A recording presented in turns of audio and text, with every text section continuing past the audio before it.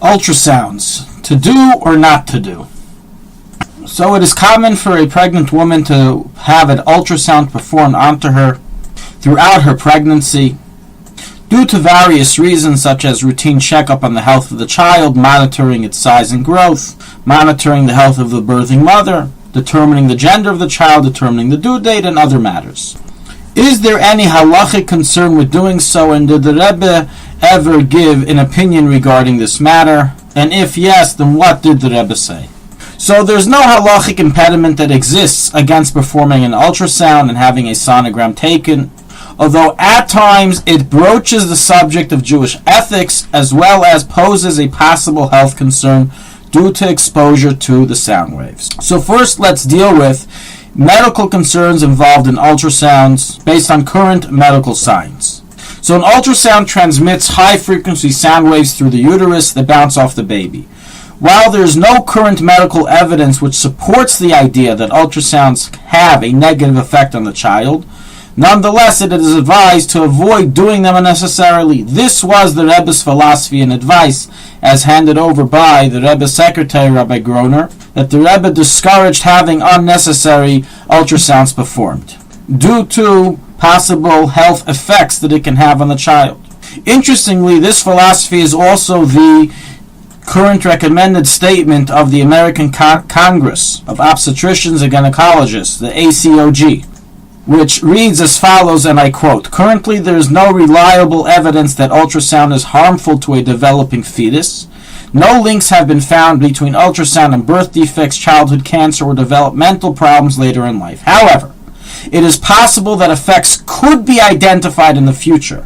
For this reason, it is recommended that ultrasound exams be performed only for medical reasons by qualified healthcare providers." End quote. Accordingly, women should avoid doing ultrasounds simply for the fun of it, to enjoy viewing the baby, and it's only be done for medical purposes. In addition to the above statement, we cannot avoid another aspect involved in having an ultrasound done, and a reason to avoid it is the psychological effect. At times, an ultrasound produces a sonogram which can be falsely read by the doctor technician, and a false diagnosis can be given to the parents and cause the parents unnecessary worry and fear of an impending medical issue which is later proven to be non-existent.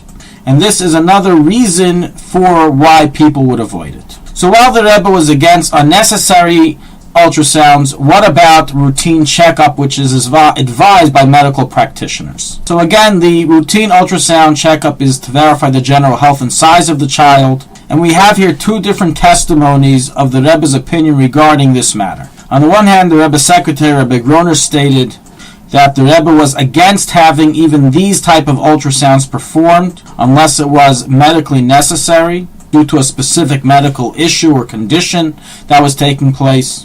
And even then, only if another doctor agreed to its necessity, and only if something can be done about it if an ultrasound is performed. But otherwise, in his understanding, Rabbi Groner stated that the Rebbe was against routine checkups being done.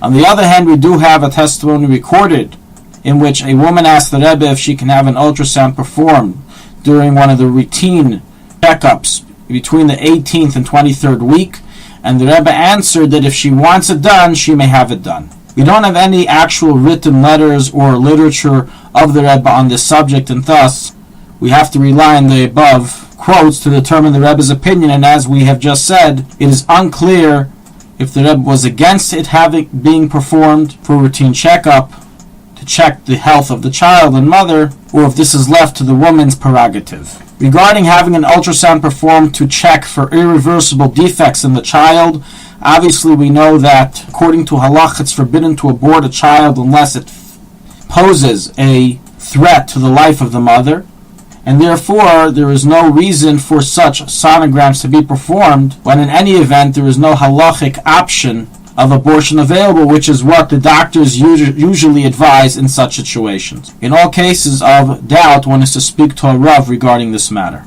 Regarding verifying the gender of the fetus, which is one of the matters that can be determined through an ultrasound. So once again, there is no halachic impediment involved in performing an ultrasound, even if it's for the sake of discovering the gender of the child. There's no issur that we find in discovering the child's gender. However, as we said before, it's discouraged to perform an ultrasound simply for this purpose, as one should not perform unnecessary ultrasounds, as we said before. In addition, we have some sources which suggest that the gender of the child should be left unknown to the parents till the birth. This is something in Mirat Hashem that we will discuss in a further halacha. And based on this, there are those who avoid finding out the gender of the child, even if an ultrasound is being performed for other reasons. They do not ask, or they tell the technician not to say what the child's gender is. Thank you for listening to Shulchanaruchharav.com. Our free services of making Torah knowledge available to the public depends on donors like you. Please help us continue our work through making even a small contribution at Shulchanaruchharav.com under the Daily Halacha Dedication section or in the subscription page. Also, check out our online courses and many sefarim available for purchase that will both enhance your Torah knowledge and help support our work.